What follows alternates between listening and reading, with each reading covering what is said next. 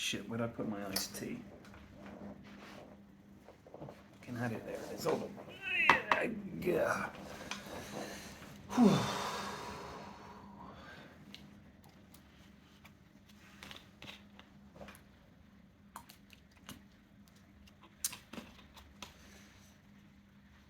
Decent iced tea. Went out for ramen last night, or ramen. I don't know how you meant to pronounce it. Americans say ramen, I think. I sometimes say ramen. Sometimes say ramen. Who gives a shit? Everybody knows what you mean, right? It was good. There's loads of places to eat around here. We're sort of in the middle of this restaurant-y, bar-y area. But when I look on Google Maps, we're not even in the thick of it. Like, there's just places around here. But I went out for a couple of drinks last night with a couple of lads, and we found this whole street that was all just bars. But because Singapore is kind of different from everywhere else, you know, it's a bit more. It feels safer. Feels very safe. Feels very nice and pleasant. Everybody's very pleasant. Everybody gets along pretty well. It didn't feel like going out in like. If you went out in the UK, a whole street of just bars and restaurants, it'd be at that time of night. Eventually, it'll be, you know, it's going to be people puking. It's going to be kicking off. So it's a good vibe.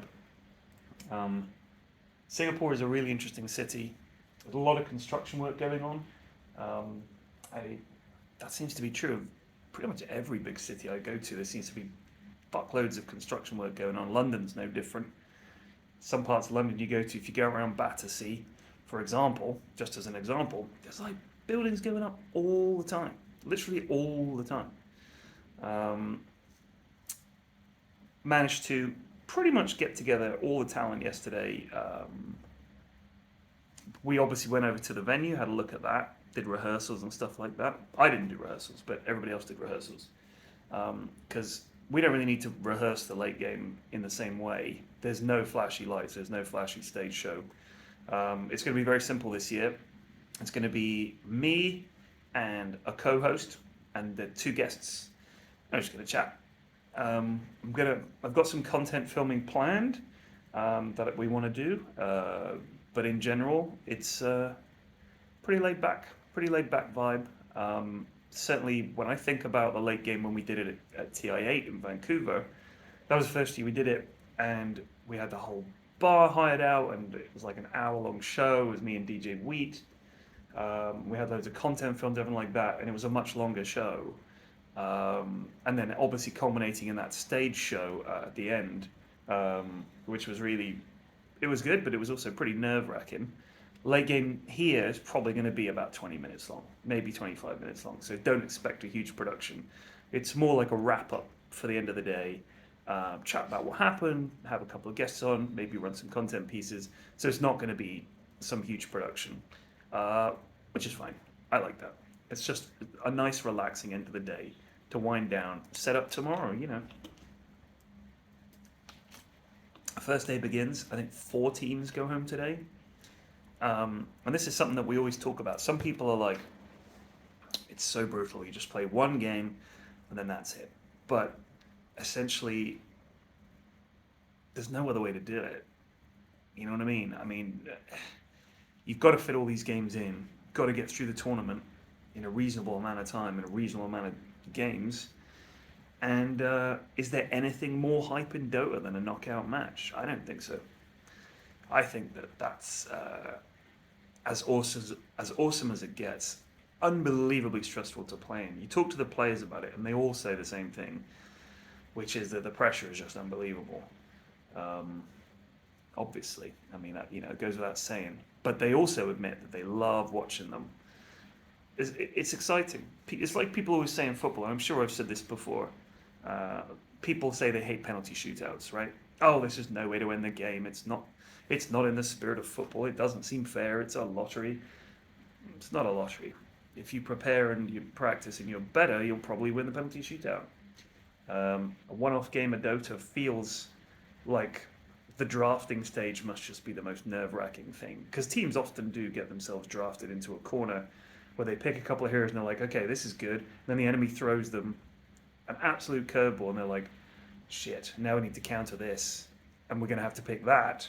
And then that means that these other two heroes have to do this. And then you're like, shit, now we're fucked. It's amazing. You talk to teams about how a draft can get away from them. You don't imagine it's possible, but it happens all the time. Teams just get outdrafted. They pick what they think is a comfort pick. They pick, they've got some strategy in mind, but then the enemy team is able to just outdraft them. I think if it's a best of one, your draft is probably the most important thing because that gives you a stable foundation. You go into the game with a bad draft, yikes, that must absolutely affect your morale.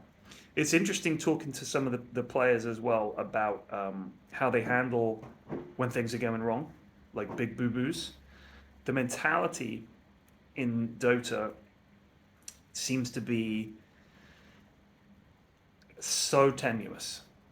The stress that the players feel, how quickly they can go from feeling confident to feeling like garbage and really starting to doubt themselves and just panicking and just freezing up, not talking, all that kind of stuff. It happens, And I think often we look at these guys and we think of them as being these like machines, but of course they're human. And I think also because Dota is such a team game, this is one thing that's always interested me about team sports is that if you speak to people individually, they'll say things like, oh, I never give up. We always fight to the end. I always believe in the team, etc., etc. But when you're playing a game and things are going badly, there's a collective panicking. You can feel it. You're all scared. You're all worried. You're all tilted. You're all hiding. And it's pervasive. And eventually it gets to the point where it must be hard to break out of that mindset. Where you're in your mind, you're not able to rely on your teammates to be there. You don't want to be the one who steps out and tries to lead. You just kind of, everybody shrinks into their shell. You see it in football, for example. Team gives up an early goal. You can see them collectively panicking. People stop making those runs. People stop talking. And it happens in Dota as well. You see people just start collectively panicking. And how you beat that, I don't know. Because the interesting thing about Dota is there's no half time. You might be stuck in a 90-minute game. There's no chance to stop and have a think. You have to do all this thinking on the fly. There's not a half time. There's not a pause. I think it might be very interesting if at, say, the 45-minute mark, if the game went to 45 minutes, there's a pause and the team gets like 5 minutes. Both teams get 5 minutes, get the coaches in, have a chat. If you think about CSGO, you get that between every map. The map ends, you guys can get together, all right, lads, here's the plan, and you can sort of reset, refresh, and stuff like that. In Dota, there's no break. You just have to think on your feet. You've got to be doing all of this and trying to think as well. And that's why watching True Sight, seeing the teams trying to solve the puzzle, how do we win this game in real time, it's very interesting. I think it would be fun to try a tournament with a halftime break, 45-minute break. Assuming that one team isn't going high ground or whatever, or that nothing's happening. But yeah, it's interesting. Anyway, what a load of bollocks. Probably won't happen.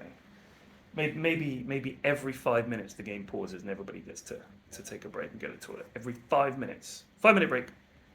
Everybody presses F9, waits. They discuss what they're going to do. God, what a load of crap. I'm quite tired today. I apologize. 5 minutes. Ridiculous. Stupid.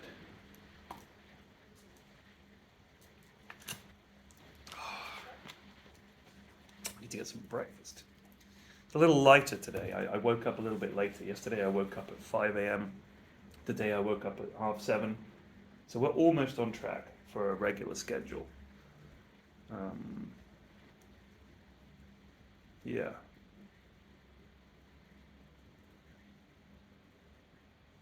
So Casey's coming out, I think. Didn't know she was coming out. Saw her tweet about that. Also, this porn star is here. Didn't know that porn stars were now into esports. There seem to be a few knocking about in esports now. Interesting. What a turnaround. Who would have expected that one day the porn stars would be coming to Dota events because they're like, I'm going to get me a gamer. How the turns have tabled. Fascinating. I will confess I did not recognize her, not familiar with her work. Um, Apologies. Get her on late game. Get her on late game. I don't know what I'd ask her. Very, very difficult interview. I can imagine. Can you imagine Valve's reaction? Who's your guest going to be on late game period? What's that? Scary? What? So, did you say? No, I said porn star. Porn star? Really? Yeah, that sounds great. God damn, that'd be funny. Well, send in your questions anyway. What questions that I should ask if we ever did a content piece with a porn star? I can't remember. I don't know her name. It was something to do with Elfie or Selfie or something like that. Eva something. Send in your questions, and if there's a chance that we interview her, I'll ask you questions because I don't know what the hell to ask her. Can't be anything obvious. Has to be interesting questions, not anything about porn. Has to be related to gaming, I guess. I mean, I can't just say, what do you do for a living? Opens up a whole can of worms that I think Valve would not want opened. This isn't going to happen. Just do it for fun. Just send in the questions for a laugh. But there's no way. There is no way.